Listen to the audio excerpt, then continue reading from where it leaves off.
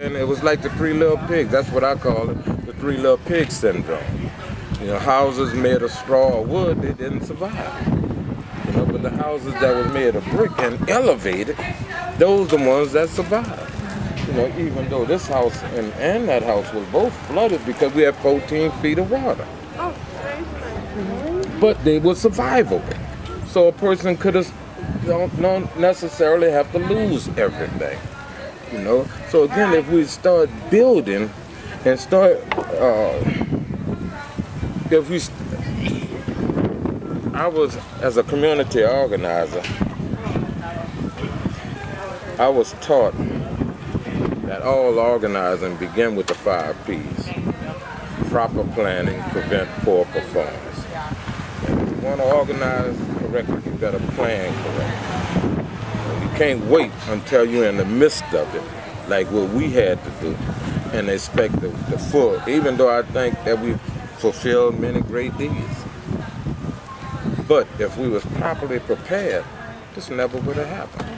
If we was properly prepared in this city would have been flooded, but not by toxic flood water. If we was properly prepared, we wouldn't have released that toxic flood water back in the most fragile environment that exists in Louisiana. Our wetland, our marshes, our lakes, our streams, you know, our river. Who's responsible for that poor planning? Is it the state government? I believe we all are.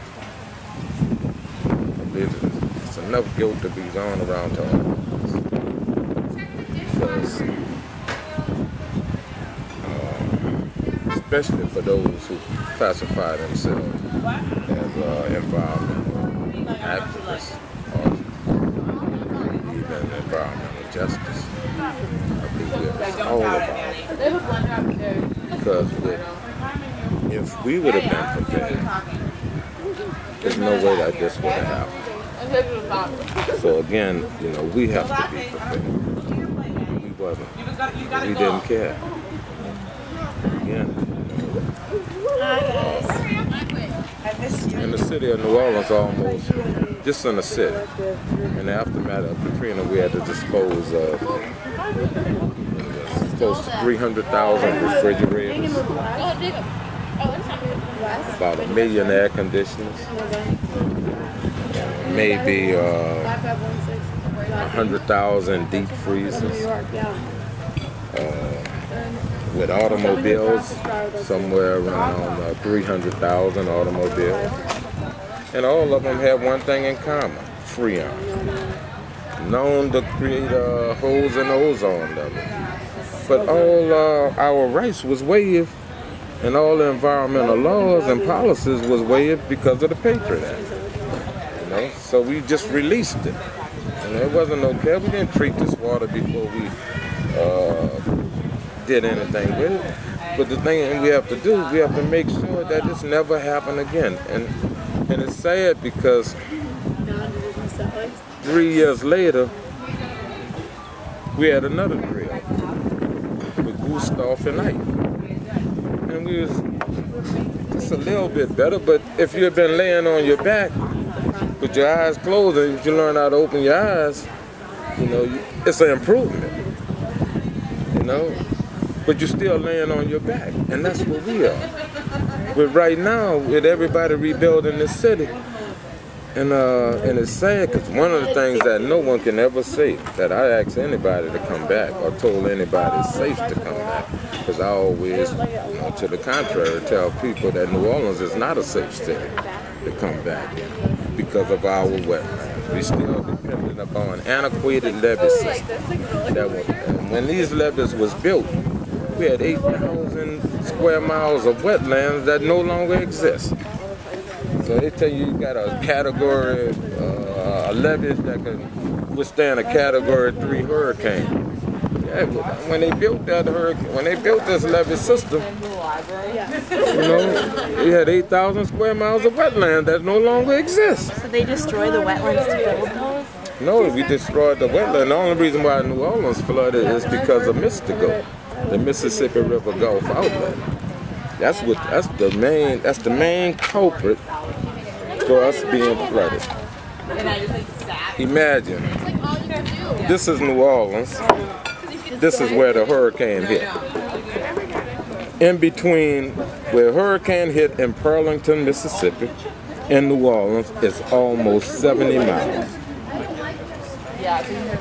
Now, the strongest side of a hurricane is your eastern side. The weakest side is the western side. We was on the western side of a hurricane that hit Pearlington as a Category 3. All right, it did not hit Pearlington, Mississippi. When it made landfall, it wasn't no 5. It wasn't no 4. It was a Category 3 hurricane. But it still destroyed a major city that was 70 miles away from it. But nobody wants to talk about, well, how could this happen? You know, how could this happen? You know, and especially in the richest nation on this planet. You know? And New Orleans plays such a vital role in this nation's economy because I would say close to 1/3 of the imports come through our port. So if we ever lose this port, you know, relative to import, 1/3 of you know, of the commerce that comes. Almost 1/5 of the petroleum that is brought into this nation come through this area. Maybe close to, I know, well over 1/4, if I'm not mistaken, of the refineries is in the Gulf Coast region. So, and this is the most important part of that Gulf Coast region.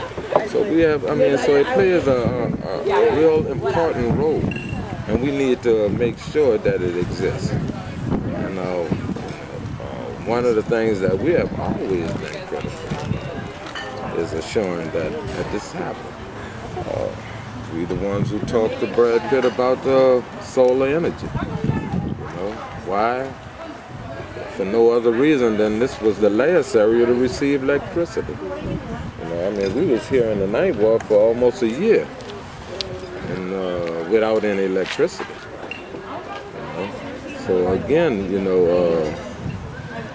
with solar, you ain't got to worry about it. Wave technology. We tell everyone that from the Mississippi River to Lake Pontchartrain is 14 feet. That's how that drop is. That's the reason why we have these locks. Because of the fact that the Mississippi River is 14 feet higher than Lake Pontchartrain. See, I mean, it's always a steady flow of water pouring down. You can harness that. Wind technology. We could harness the wind by building, putting the windmills out in the Cypress Triangle that can also produce methane, all organic matter, whether it's in our compost that we are doing there or whatever. All organic matter, when it decomposes, it creates a gas, and that gas can be used. That's methane. We release it. We don't even use it. They're trying to do that at Growing Power right now, the methane gas thing. Yeah. I mean, it could be done here. You know, so it was all these different techniques doing the soil remediation. You know, at one time we used to have a worm farm. And we would grow the worm and we would take the casing and brew a bacteria tea. And we would use that bacteria tea to break down the heavy metals, especially arsenic and lead. You know, and then we would plant sunflowers. Everybody thought when we held up the sunflowers that we was just a whole bunch of ragtag old hippies and young punk rockers or whatever they wanted to call, anarchists. But the reason why we did this is because even though there was quite a few plants that do the same thing, but the sunflower was so unique, and that is, it will not only absorb those heavy metals, but the heavy metals would not contaminate the seeds. Really? All right, so you still have seeds on it that could be used. And what we would do with the sunflowers after we harvest them and they have absorbed all those heavy metals,